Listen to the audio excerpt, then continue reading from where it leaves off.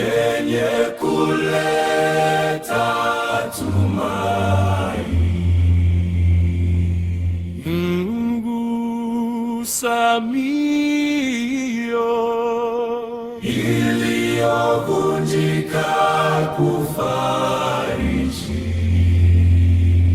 na kuleta tumaini. Ini Mguso TV, mguso wenye matumaini.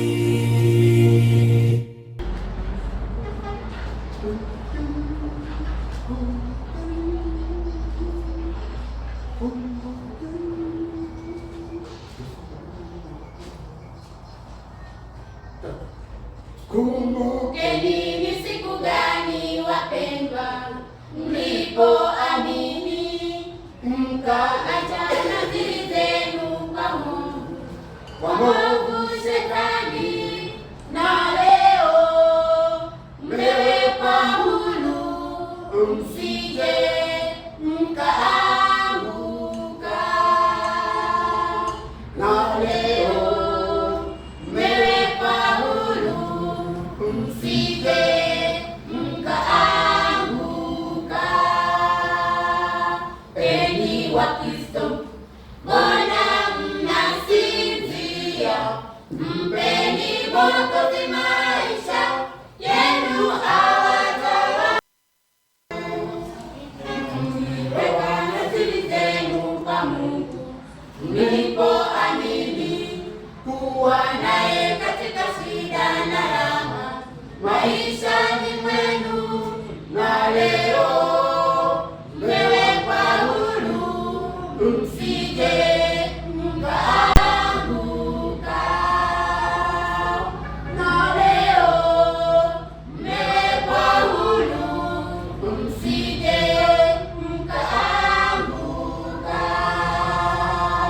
Enyi Wakristo, mbona mnasinzia? Mpeni Mwokozi maisha yenu awatawale, mtakuwa na tabia yake.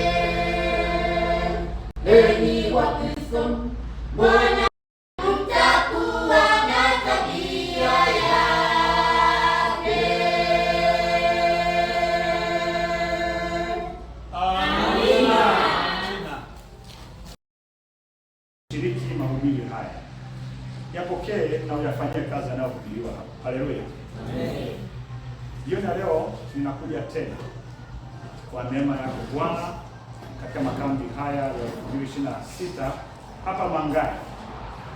Yachukue katika hali ya unyenyekevu, si kila kambi ni lile lile la kawaida. Mungu anao ujumbe kwa ajili yako, analo onyo fulani kwa ajili yako au kwa ajili yangu. Lipokee, na hilo inawezekana pengine ni ujumbe wako wa mwisho, na mwishowe Yesu atakuja, maana anakuja. Haleluya, kwa mafundisho yote yanayoendelea hapa yapokee na tuyapokee kwa unyenyekevu mkubwa. Hapa ninapata shida kidogo kwa sababu hamna kibweta au mimbari wanasema, na ninapambana kuweka vitu vyangu hapa, na nilikuwa na document nyingi za kusoma. Sasa nimeambiwa kuna mtu anaitwa daktari huko ndani. Nimeambiwa kuna daktari huko ndani, nimesikia jina kama sijasikia vizuri, na viongozi wengine walioko hapa. Na sitakusimamisha kama kweli kuna daktari huko ndani na nimesikia jina lake. Basi kabla makambi hajaisha, na kwa kuwa tuna miti mingi tu hapa na Mungu ametupatia miti, wewe kama unaweza unisaidie, nitakuweka hapa ili niweke Biblia yangu wapi? Juu. Daktari yuko hapa, sijajua, simchongei, lakini najaribu kuwaza kwa sauti. Nawezaje kupata shida sana kushikilia Biblia na vitu vingine viko pale vya kuweza kunukuu, na ni lazima kurecite au kukariri kile ambacho nimekisoma kwenye vitabu. Na kwa sababu hiyo, kwa sababu ni sadaka ya hiari, basi ninaamini huyo daktari pamoja na wengine ambao wataguswa wafanye ndani kabla ya wiki haijaisha, ili huwa ikae mahali pazuri, maana leo linataka mwenzake tukaliwe nyuma pengine akimweka hata cha mbao kidogo tu ambacho nasaidia leo niweke. Maana hata hiyo meza ingekuja hapa pia kwa urefu wangu labda pengine ingezaliwa Mruguru, labda sasa mimi ni Muha si mrefu, labda ningekuwa Mpare, nasema pale ni wafupi sawa. Na wangu sasa meza ile ya shule ya Sabato nashinda kuweka Biblia tainama. Ya sababu na nyinyi mnanihurumia kuna shida hapo, mnaona vitu vilidondoka, sio? Si ni aibu hii hapa. Kwa hiyo ninawaomba mnisaidie basi kuweka namna niwekeje hii Biblia ili basi nijue kuna mimi kuhubiri Bwana kwa siku. Bwana asifiwe. Ndio wapaza jamani. Si nimewapa tu kwa wazo jamani, mnisaidie kuweka namna nzuri hapa kwa kesho. Basi nisimwambie daktari yopa hapa, basi mzee meneja saidia namna kuweka hapa ili niwekeje Biblia. Haleluya.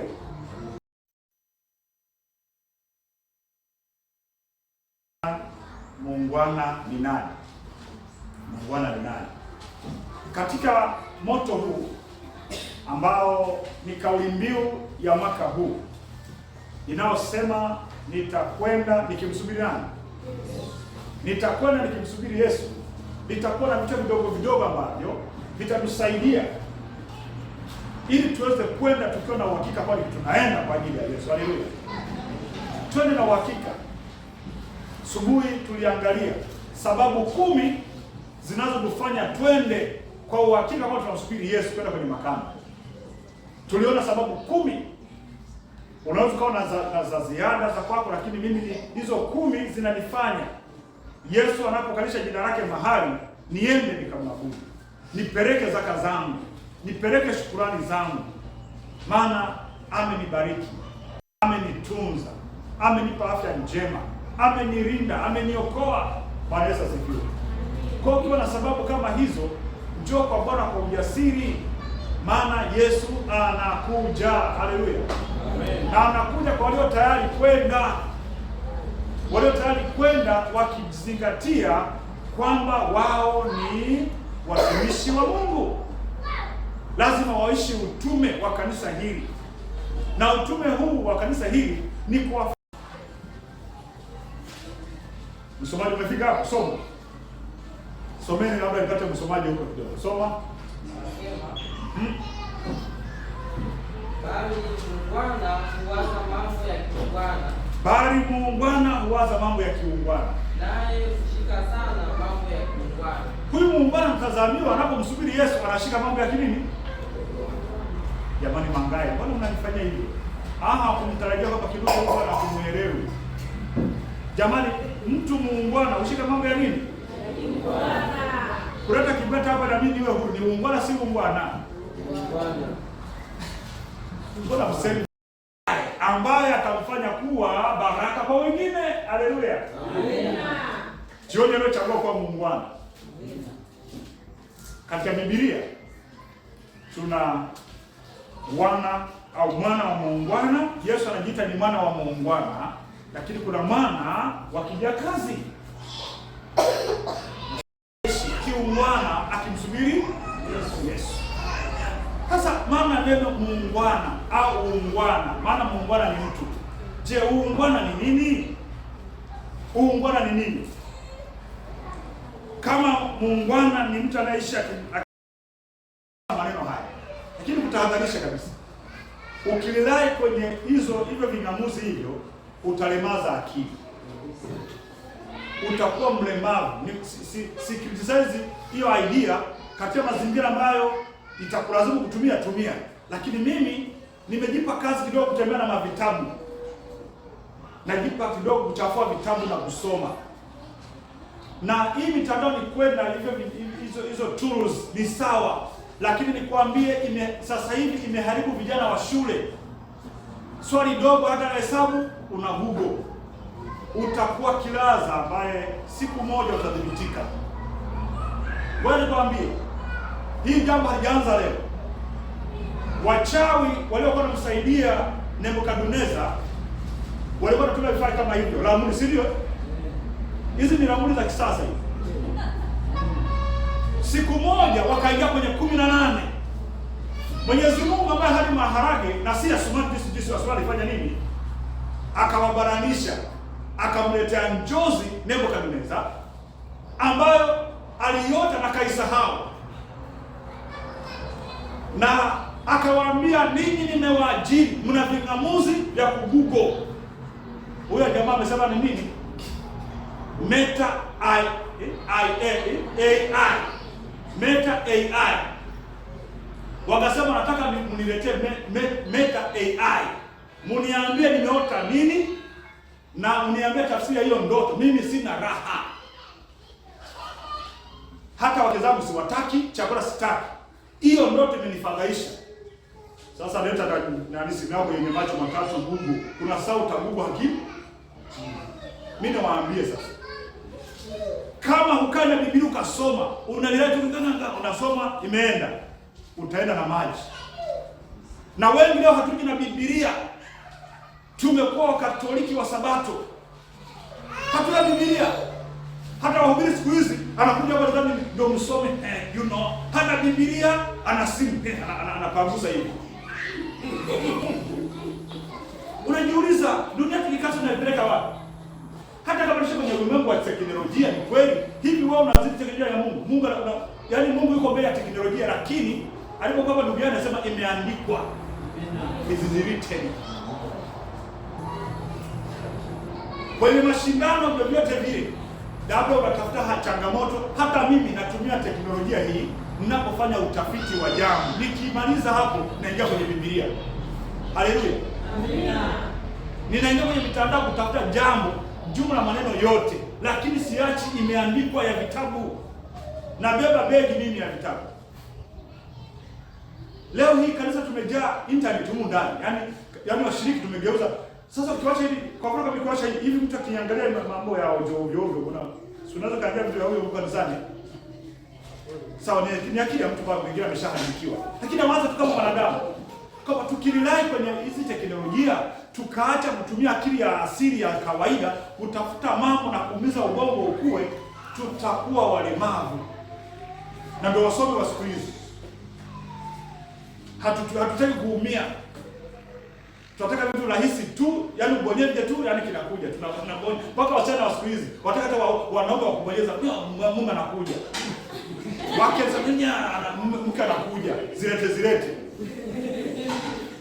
Ila kusumbua kumwangalia mwanamke anayefanya kazi, amechafuka miguu, hawataki. Wataka mwenye miguu yenye kucha ndefu kama mwewe. Hataki kushika chochote. Ndio nao kaka wavulana wale. Si mangae wapo. Nywele mpaka zinakuja usoni unafanya kama amechanganyikiwa. Yaani nywele zinakuja usoni unafanya hivyo. Sasa umeshaka mwenyewe. Hiyo ndio ni haribu. Nazungumza na mtu ambaye yuko tayari kwenda kwa akimsubiri nani? Yesu. Sasa niwaambie, akawaambia njoni mpige ramuni, mgugo Meta AI. Wakagugo mtandao uko roho. Wakaanza kusema mitambo imekataa. Anasema washeni mitambo mpaka nijue majibu ya jambo hili. Nawaambia hapa wote mko kwenye mtandao. Sasa mna macho matatu, sisi mimi ni macho matatu, sina nini, sawa. Lakini 18 nakuja. Utaenda mlimani, hiyo hakuna TANESCO mlimani. Kuna TANESCO mlimani mama nani? Hii milima ya kuna TANESCO kule kama unachomeka umeme. Litazima, utalitupa, utakamatwa. Biblia imesema hivi, mtakapoburuzwa mahakamani mtaulizwa juu ya tukio lililoko ndani mwenu. Kwa hiyo nasema msijiulize la kujibu. Roho Mtakatifu atawajalia kujibu. Atakujalia kadri kuna muda na Biblia uko na muda na TikTok unacheka wewe mwenyewe. Umezoea kugugo tu, fungu na Google. Hata unajua nimeandikwa kwenye Biblia footnote ikoje. Hiyo haileti footnote, au sio? Haileti hicho kitu.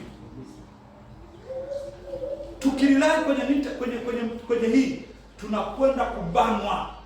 Hizi simu zitafungiwa. Una simu kweli Biblia iko kwenye simu ni sawa. Lakini kuna saa hiyo simu haitafunguka. Kutembea na Biblia imeandikwa ni vizuri kwa nao mtisiku pale. Agiza Biblia kwa nao mapema, wewe dada, wewe mama, acha kulogeka. Alipowaita nipatie majibu walikosa. Aliyekuja tu ni mwenye nini? Aliyekuwa anasoma Biblia alitoa majibu, ndio ile password alifungua yeye. Nani? Sasa wewe umelaza hapa eti na mtandao nini? Naenda kwenye mimi nikwambia kuna saa itajulikana anayejua na sie, aliyehifadhi taarifa na sie. Wakasema tumeshindwa. Wewe mfalme, hatujawahi kuona mfalme kama wewe wa ajabu. Kuuliza kitu ambacho tunataka kukiona hakuna. Ninyi mmeniandisha na walipo mshahara kila siku na mnanijibu mambo ya siri. Leo mniambie ama zangu ama zenu.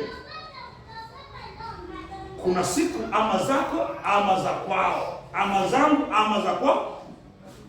Ni lile neno tu lililobaki kichwani. Hilo ndilo ambalo litakuokoa, sio simu. Kwa sasa internet hii utafungiwa, utamwambia the great thinker akupe bando la bure. Hata hapa wewe kutoka pale ulipata. Hata kutoka pale ulipata. Ni hapa. Usipochukua muda na Biblia hii, I swear tutaachana tu kama tulivyokutana mjini. John tu kama nani John tu mnakuja zilete tu tunakuja hapa, tunakuja tu nakaa tu, nasikiliza tu, unaenda tu, sawa, kiapo kikisha nani unanunua kingine. Tendo cha unanunua suti vizuri, sawa, Biblia huna. Kama Biblia sema Biblia zina bei, ya hiyo ngulio ununua shilingi ngapi? Lawama Biblia. Wakaambia hujakuona ile jambo, hujakuona. Akasema hujakuona. Hey, kamanda njoo. Alikuwa anawasimamia hawa watu wote kata vichwa wote. Nawapa saa 44. Wanaona saa ya kwanza inapita, saa ya pili masaa 12 yameisha. Yabaki 10 ngapi? Yakabaki 18, ameweka masaa 4. Wakaanza kuhaha. Kuna kabla mdogo ajifanya kana hekima, tukatafute kapenda kutembea na Biblia na kenye hekima kali. Wakamtafuta Danieli. Kuna issue gani? Sema kimewaka, kimenuka kama kinuke mwenyewe. Kimewaka ikulu. Wewe mtuja ikulu twende. Kuna nini? Si hiyo sijui, sema inawahusu nini? Sema twende na wewe. Uko kwenye orodha. Wakamwandika kwenye orodha kwa kumuonea. Na kile kuna alikuwa ni kwao. Kuna sababu tutaoneana wiva. Kwamba tumtafutie kinuke ndio ataje taki mbele. Tumtafutie mchungaji. Ulitafuta kile mtu afanya akakaa kama timbia. Wakamleta. Alioki akaulizwa. Daniel Alioki, hii issue ya nani? Imekuwaje? Mbona ni kali, watu wanalia? Mbona familia zina amani? Akasema ni mfalme. Mfalme amesema ndio, majibu yapatikane. Kapige ramli, washeni vingamuzi, nunueni hata sasa kuna kurudia inaitwa Apple ndio ina nguvu. Washeni hapo zenu zenye macho matatu, simu kama hii ambayo ina nani sana. Washa tu. Pigeni ramli, kadikateni tiki karumanzira wa hapa. Sio hapo wachawi waganga. Mfalme akasema amesema ali yeye. Akasema naomba nifanyie favor. Na mimi nimeingizwa. Sikuwepo. Akasema sasa nitafanyaje sasa? Naomba nifanyie favor. Nikamwambie. Akaenda. Wewe kama mfalme uishi milele, naomba nipatie tu siku 2. Uongeze siku 2 tu. Na siku 3 nikaombe na mimi nimuombe Mungu anisaidie. Akasema Daniel, unawataka nikupe siku ngapi? Nenda. Akaenda. Akamwambia ndugu zake wakina Abshai, marafiki zangu, mimi naenda kufa na ninyi mtakufa tu. Tuungane tuombe. Tufanyeje? Tuombe. Nauliza, aliwaambia tukagugo? Aliwaambia tukagugo? Hamjibu. Aliwaambia Meta AI? Hawakuwa nazo. Zikwepa. Tena kali. Watu wanatengeneza ukuta na gari inapita. Wewe leo hata kaukuta kama kanadondoka. Wanakuta na akili kama wao. Ndio leo kugundua hesabu. Lakini walienda kumtafuta Bwana kwenye nini? Leo hii tunatafuta Mungu kwenye ni sawa, hivi vitu vitusaidia kumjua Mungu, kuongeza maarifa, ni kweli, lakini uchaji wa Mungu ni zaidi ya hapo. Ni kwa karibu na Biblia na vitabu vya roho na nabii. Kwa na Biblia. Nunua vitabu pale, kwa na nyumbani, waambie watoto waachane na Biblia. Wao wanaongea mtoto wetu anampa simu. Inaharibu macho na akili yake inakuwa zero kabisa. Anaongea Kiingereza ni bure. sawa, anasoma international, sawa, anaongea Kiingereza, lakini kichwani kule hana nani? Hana Mungu. Alivyoomba hausa kufunguka, akaona wazi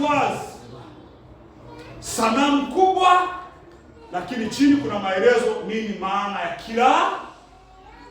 kila dini au kila madini yaliyokuwa naona ile. Akamwambia Yesu asante, akawaambia ndugu zake wote, akasema jamani, nimeona sanamu wazi. Akaenda kumwambia muungwana. Nazungumza muungwana ni yule ambaye haishi tu kwenye teknolojia, anaenda mbali zaidi hapa. Sisemi teknolojia tuipuuze, la hasha. Hata na mimi nina simu iko hapo, nawaambia naitumia kutafiti mambo, lakini kisha tafiti ninaandika. Naenda kwenye Biblia, naenda kwenye roho ya nabii. Biblia yangu hii nimechafua, lazima niangalie hii. Kwa nilai kwenye network na hiyo mtandao, lakini zingatia imeandikwa inaishi kuliko. Hiyo haitakuwa tofauti na wapiga ramli, haitakuwa tofauti. Kuna muda ramli na goma.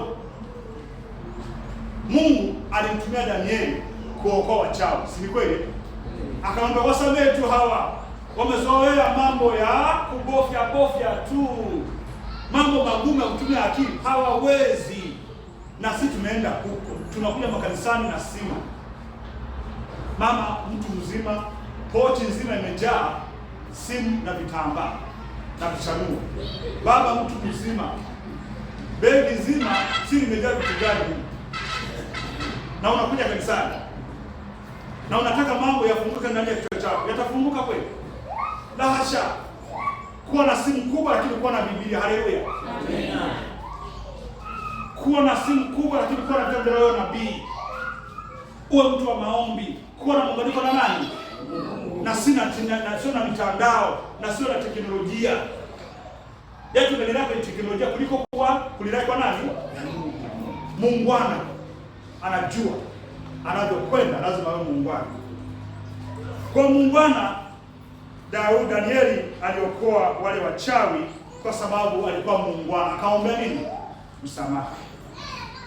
Muungwana ni mtu anayeishi kiungwana na watu katika huko akimsubiri Yesu. Je, uungwana ni nini? Uungwana ni hali ya mtu kuwa na tabia njema. Haleluya. Amen. Kuwa na tabia njema. Watu wenye tabia njema leo ni adimu. Lakini pia mwenye heshima. Leo hii watu wanataka waheshimiwe, lakini hawataki kuheshimu wengine. Kabisa, wachungaji wanataka tuheshimiwe. Yaani wachungaji wanataka tuheshimiwe, lakini sasa tunataka tuheshimu washiriki. Viongozi wa serikali baadhi yetu tunataka tuheshimiwe na kuambiwa, lakini sisi tuheshimu watu. Tunaangalia haki za watu. Na falsafa inasema hivi, usitafute wa kuelewa watu, tafuta watu uwaelewe. Jifunza kuelewa nini kabla wewe hawajakuelewa. Leo hii tunapambana, mtanielewa mimi ndo nini? Mume hataki kumwelewa mke, yeye anataka mke amuelewe. Mke naye asema simuelewi, na anataka nielewe. Vurugu ndani ya ndoa. Vurugu ndani ya kanisa. Mchungaji, washiriki hawa, si nini? Washiriki nao, ni chungaji gani hili? Chungaji gani hili? Muungwana hujifunza kwa mwingine. Usisimame tu kama mjingani, utanielewa. Mimi na degree, mimi ni daktari. Sasa daktari unaruhusu nini kama wewe unajali mtu wa mtu? Uchungaji wako unaruhusu nini kama huwezi? Let me tell you, wewe mwambie. Watu watajua uchungaji wako utakapojali maisha yao. Haleluya. Amen. Jali ndio wajua kama wewe ni mchungaji. Watajua kama wewe kweli uko katika jamii hiyo. Yesu hakulazimisha wamjue, ila yeye alitaka kuwajua. Na aliwaambia kama ninawajua ninyi, ndio maana wavumilia. Leo hii migogoro iko ndani ya jamii ya Tanzania kwa sababu kila mmoja anataka ajuliwe yeye, anaishi kimwamba fai. Kazini mtanijua mimi. Who are you? Ndio wakati kujua ili tuweje. Ila wewe kujifunza kujua sisi utaki. Muungwana hutaka kuwajua nani? Watu wengine. Anajifunza kwa watu. Unapomsubiri kwenda hata haipo sasa hapa hamna. Hata kuandika ya maneno basi hapa. Yaani hata wale wasanii hata kuandika maneno tu ya karatasi Yesu kwa karatasi hapa. Nitakwenda nikimsubiri nani? Yesu. Yaani hii sanaa tu inashindikana kweli. Kutoka conference. Mama, kwa hiyo mnatundika hata kupamba hapa jamani, hata kupamba. Hii ndio kwenda hii. Nakamba leo hapa. Yaani ndio basi hata kama tumaandishi kidogo hapa kwa karatasi. Ile mimi nione nifaa. Nitakwenda nikimsubiri Yesu nikiwa muungwana. Haleluya. Amina. Nikichoka kwa nani? Je, huu ni ungwana? Na hasha, si ungwana. Bwana mwambie, huyu ungwana tabia njema, heshima kwake mwenyewe na kwa wengine, lakini ni mstaarabu. Unajua kwa nini si mstaarabu? Yaani mtu anaweza kaja kajenga makamasa akapaka kwenye nyumba. Utaona sasa hapa mara chukonoe akushike mikono. Huu ustaarabu kweli? Sisi Wakristo tusubiri Yesu, lazima tuishi maisha ya kistaarabu, ya kiungwana. Yesu anatazama tuwe tuishi kwa dunia, inatazama tuwe waungwana kwa kila jambo. Haleluya. Amina. Leo hii Mkristo mguso anakuwa kama pilipili kichaa. Nasema huyu vipi? Kasema utanielewa kama mimi nilibatizwa miguu, kichwa kijabatizwa. Kichwa. Mwenzangu, si jambo la kuongea tu tukamaliza, sema hakuna. Tunazungumza na watu ambao wanatamani kuwa waungwana katika maisha yake na katika mahusiano yake na watu wengine. Uungwana ni mwenendo anaoonyesha mtu ambaye ana adabu, anaheshimu wengine, ana huruma kwa wengine, anafuata kanuni nzuri za maisha. Mungu atamjua katika tabia. Yesu anasema mtawatambua kwa nini? Kwa matunda yao. Uungwana katika mtazamo wa kibibilia umeelezwa vizuri katika kitabu cha Wafilipi sura 4 fungu la 5. Anaposema upole wenu na ujulikane na watu wote. Upole wenu. Lakini pia Wagalatia sura ya 6, sura ya 5 fungu la 22 hadi 23 inaeleza tunda la Roho. Wengi tuna tunda la Roho, ufadhili, hatufadhiliana, hatufadhili kazi ya Mungu. Yaani mpaka sasa hivi vyombo vimezima eti mafuta tu ya maisha si nini, wanahangaika pale. Na kuna mtu anaweza kufanya. Mtu anaweza kujitolea.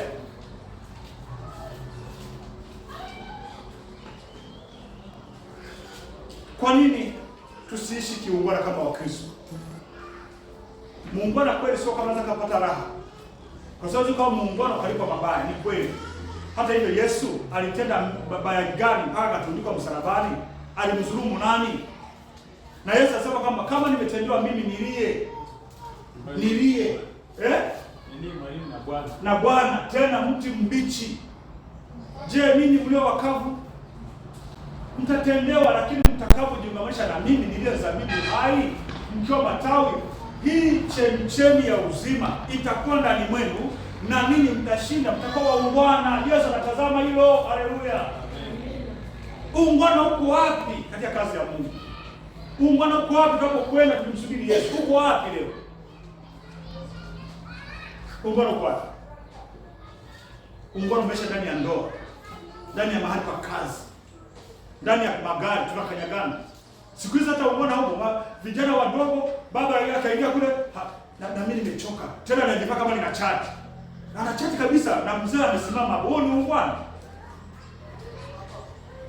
Na hata mimi nachoka. Bado anachoka tu mtu mzima. La, hakuna hata heshima, hata watu wazima wenyewe wameshakuwa ovyo. Wanavunjia heshima watoto wao. Si wapo? Hovyo kabisa. Afrika maadili yetu tumepoteza. Leo watu wanakufa na watu hajali. Huu ni ungwana. Leo hii wajane wanavunjiwa nyumba na viongozi, baada ya viongozi wenye dhamana wapo. Huu ni ungwana. Na Mungu ametupa dhamana, tunaishi kwa muda mfupi. Si ungwana huo. Mwenyezi Mungu anadai muungwana kufikiri mambo ya nini? Ya kiungwana. Kushika sana mambo ya nini? Neno kushika ni kuyatenda. Muungwana. Muungwana ni mtu mwenye ungwana ni mtu anayeonesha maadili mema. Leo hatuna maadili. Maadili yamepungua, na ukipunguza maadili maana huna ungwana.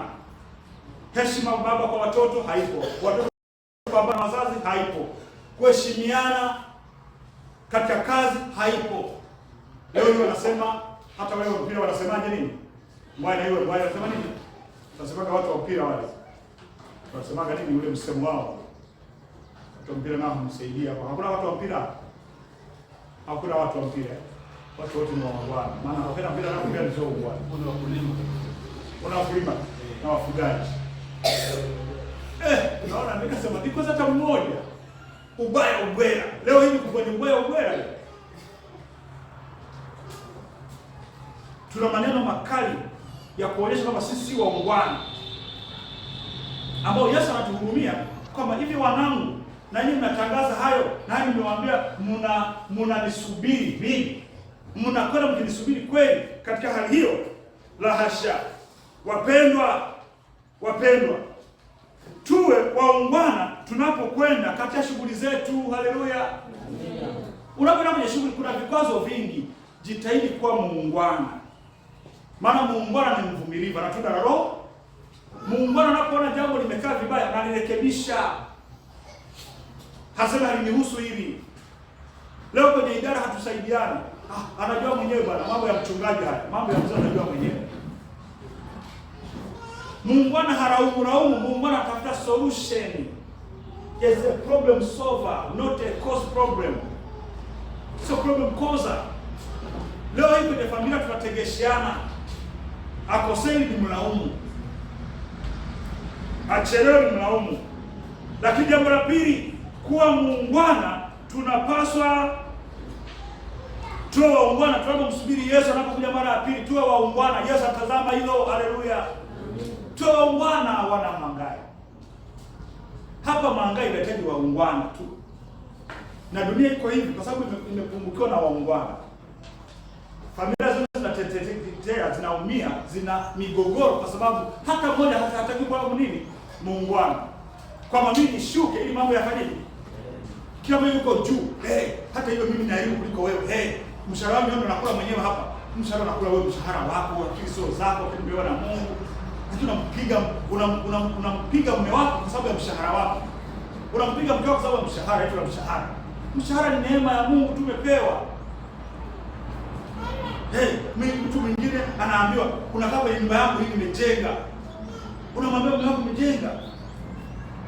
Naona tu unakaa tu hapa unachochangia. Wewe si muungwana. Sisi wa Kristo sio muungwana. Tunapomsubiri Yesu anakuja mara ya pili, lazima tuchague kwa waungwana, maana Yesu Kristo ni muungwana. Haleluya. Amina. Jambo lingine, tuwe waungwana tunapoishi na watu, majirani zetu, kazini kwetu. Yesu anataka tuwe waungwana. Tuwe waungwana sehemu za kazi, tusichelewe kazini, tusiibe masaa, tusidanganye tukalipa malipo hewa. Huu si uungwana. Mwingine anaongeza masaa, anadanganya ili ulipe masaa. Huu kama Mkristo sio muungwana. Unapomsubiri Yesu, jitahidi kuridhika na kile kidogo unachopewa. Haleluya. Amina. Jitahidi kuridhika. Muungwana anaridhika. Tuwe waungwana katika ndoa zetu. Kwenye ndoa kuna migogoro, hakuna uungwana. Hakuna uungwana. Mume anamuonea mke wake. Mke anamuonea mume wake. Wazazi wanaonea watoto. Na watoto nao ni vingunge ng'ombe la mwiru. Samani. vingunge hawabadiliki. Wanauliza wazazi, mzazi anaongea hivi sasa, baba uniache bwana, na mimi na mambo yangu. Mtoto huu sio ungwana. Mzazi anajua, ameishi kuliko wewe. Tusiwe watu wa kuumiza wengine, maana muungwana utafuta faraja kwa wengine. Haleluya, amina. Kwa hiyo Biblia kuna watu walishindwa kuwa waungwana. Shetani mwenyewe alishindwa kuwa muungwana kwa Yesu mbinguni. Yesu amejishia kwa muungwana, anasema tutafute shida ni nini? Shuhuda kwa kanisa inatoa ushuhuda. Lakini pia Yuda, Yesu alikuwa muungwana, anapaka anamulisha mikate. Akashindwa kuwa muungwana, akamsaliti. Akashindwa kuwa muungwana, akamsaliti. Kwa hiyo na sisi tunamsaliti Yesu, tunashindwa kuwa muungwana. Kazi ya Mungu na kanisa lake linahitaji muungwana. Haleluya, amina. Dunia inahitaji muungwana. Hata familia yako inahitaji uwe muungwana. Haleluya. Watoto wako wataka uwe muungwana. Mume wako ataka uwe muungwana. Ulikuwa unamkaribisha baba karibu chakula, unasema wewe ukiona niko mezani, baba kwa mama, nawe kapike bwana, nimeshachoka. Nina kazi nyingi na serikali hii.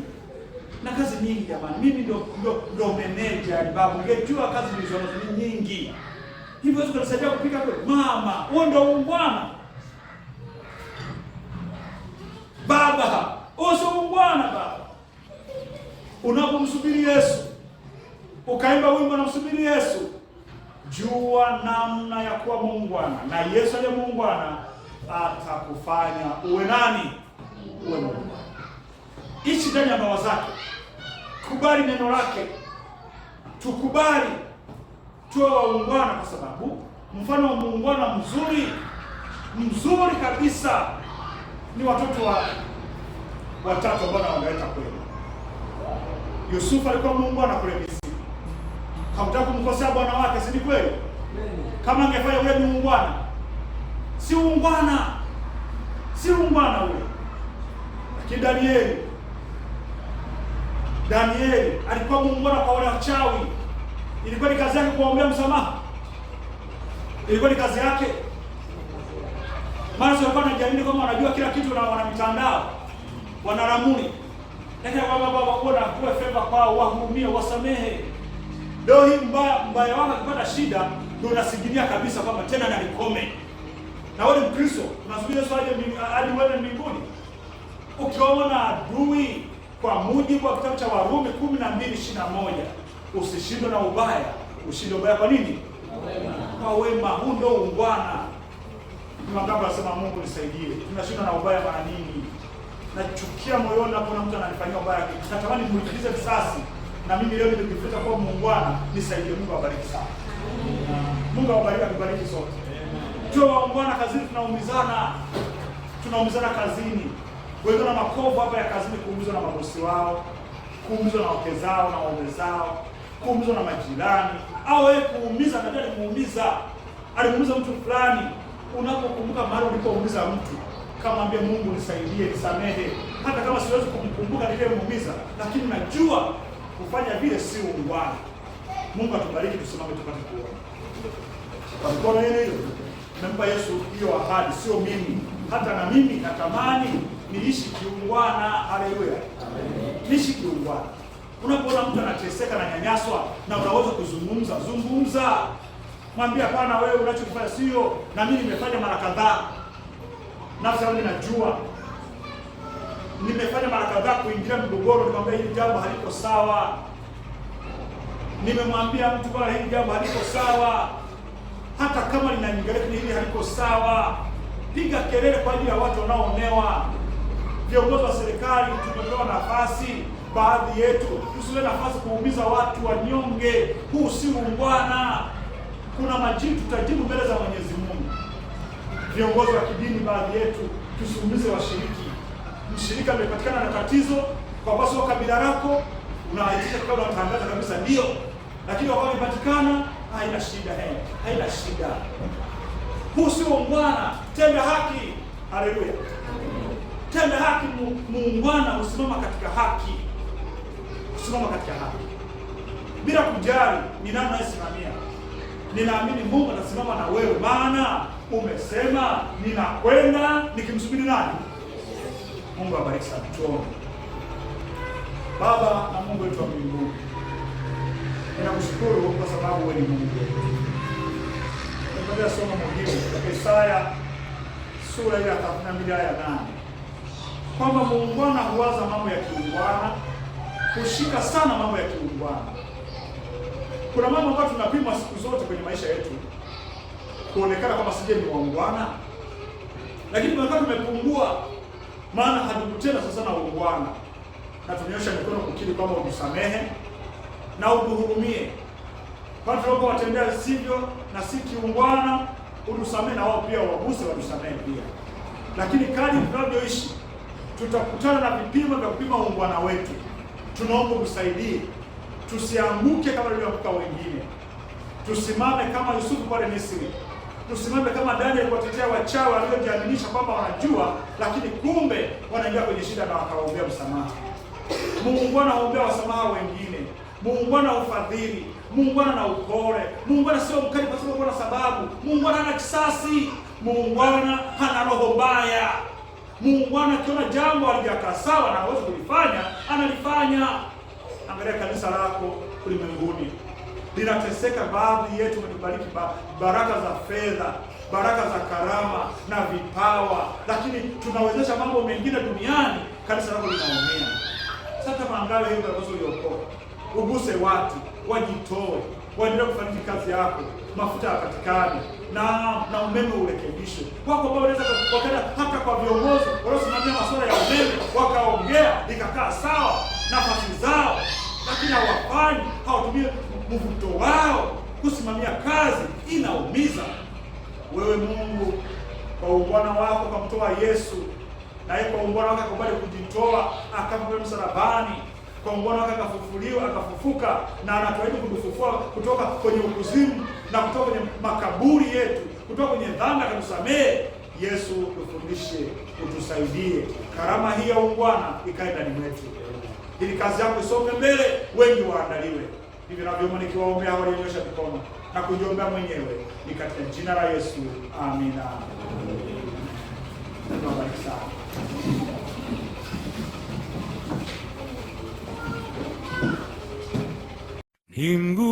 Nguso TV yenye kuleta tumaini. Ngusa mioyo iliyovunjika kufariji na kuleta tumaini. Mimi ni Nguso TV, Nguso wenye matumaini.